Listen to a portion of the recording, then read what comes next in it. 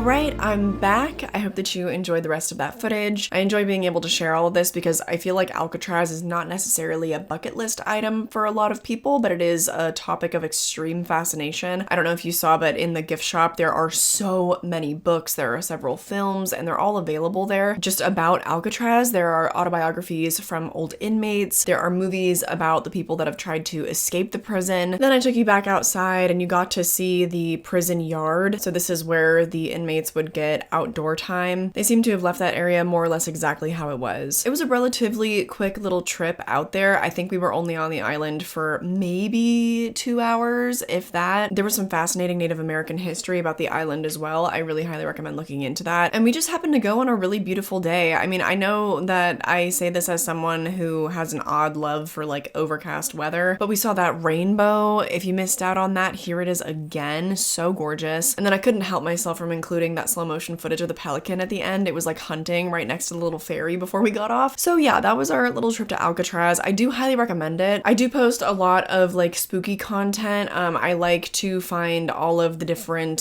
spooky haunts around Los Angeles, around where I live, and I do vlog a lot of that kind of stuff. I don't want to put this in that category because more than anything, I feel like this prison and the island that it's on and its Native American history, it's just all very symbolic of like what this country kind of represents. It wasn't really a pleasant tour, but I think a very necessary one. Visiting places like that is just important for having kind of an overall human education. It felt sort of like when I visited Bergen-Belsen in Germany when I was like 16. I went to a concentration camp. I just appreciate the mission they have at Alcatraz. I think that their ferry system, the tours they have, everything is very efficient. It's very informative. And my dad also enjoyed the trip. I do wish that this was something that I'd put out earlier because I learned a lot and unfortunately I've just like forgotten about a lot of it by now. I think if you have the means, you should absolutely visit Alcatraz. Like I said at the top, for all the newbies, there's a lot of other travel content on this channel, so you can check it out. Especially if you're interested in the UK and Europe, honey, I've been up and down it, okay? But consider checking out my other spooky content. If you are a fan of horror movies, maybe, then this was a happy chance encounter. But otherwise, all my socials are linked down below. Everything you need is there. I just hope that you enjoyed this video and that I catch you in the next one. Bye.